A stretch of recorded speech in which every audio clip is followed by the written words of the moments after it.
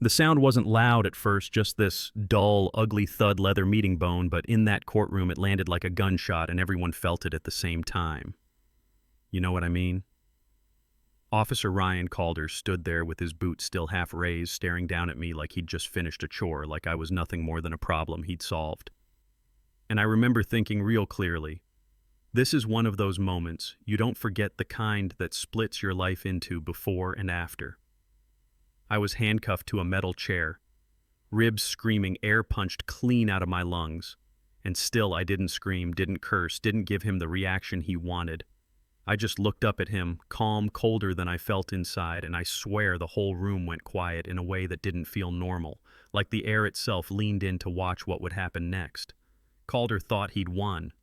He thought he'd just put another nobody in his place. Yeah, that happened. Ridgeway Crossing was the kind of town where people smiled to your face and measured you behind your back. One stoplight, one diner, one courthouse that doubled as a stage for small men with big egos. I never meant to stop there. I was just passing through, driving south, trying to clear my head after months overseas, thinking about my sister and how she'd probably complain that I never call enough. I was 35, wearing old jeans and a plain black t-shirt, ball cap pulled low, driving a beat-up gray pickup with out-of-state plates. And to most people, I probably looked like a guy who didn't belong. And in Ridgeway Crossing, not belonging is all it takes. The lights came on behind me just outside town, red and blue flickering across the windshield, and I checked my speed out of habit. 42 and a 45 signals used, road straight as a ruler.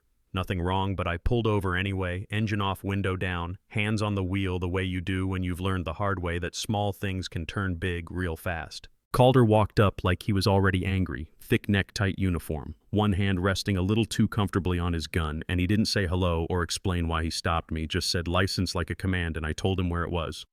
Moved slow, kept my voice even, all the right things, and he leaned in close, too close, and I could smell stale coffee and something sour on his breath. He asked if I knew why he pulled me over, and when I said no, he smiled and said he smelled alcohol. It was a lie, and not even a good one. I offered a breath test, offered a blood test, because when you know you're right, you think the truth will protect you.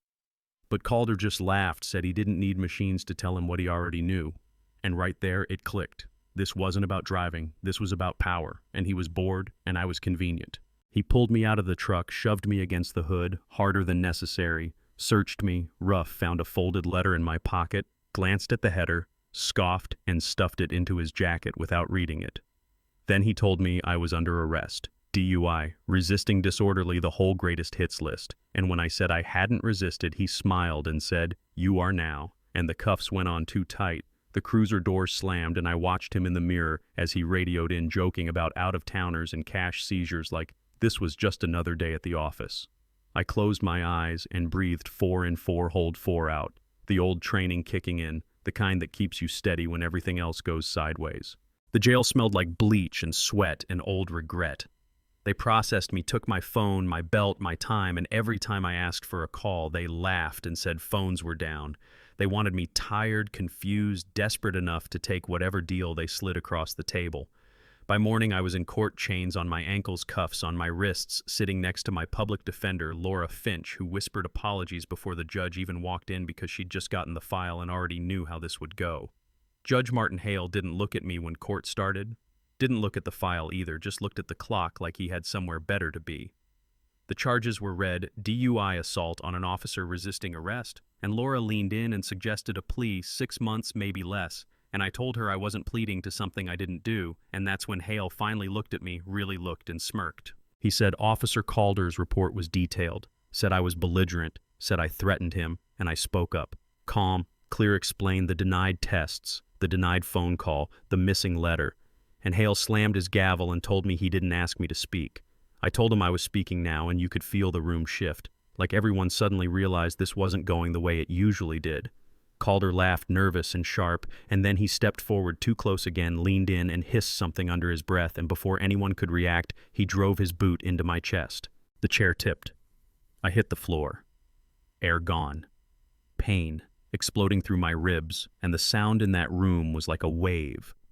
Breaking gasps, a scream from Laura, the scrape of benches as people shifted, and I remember staring up at the ceiling, tasting blood, thinking, okay, this is how far they're willing to go.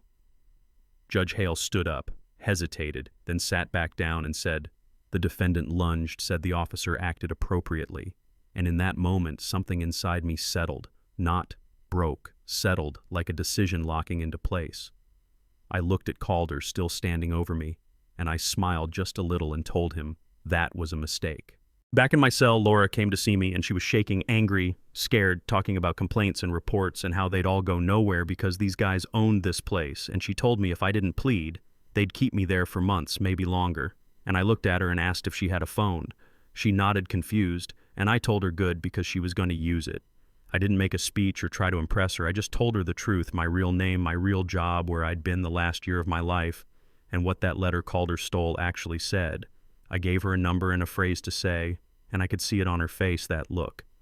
People get when they think you might be lying or broken or both, but something in my voice stopped her from dismissing it outright. She drove to a gas station a few blocks away to make the call. Hands shaking so bad she dropped the phone twice, and when the voice on the other end changed, when the tone dropped and the questions got real specific, she knew. And when the man said, "We're coming," she sat there in her car for a long minute, just breathing, realizing she'd just stepped into something way bigger than this town. Ridgeway Crossing felt different that afternoon. You could feel it before you saw it, this low vibration in the air, and then the helicopters came into view, black shapes cutting across the sky, followed by a convoy rolling down Main Street. Black SUVs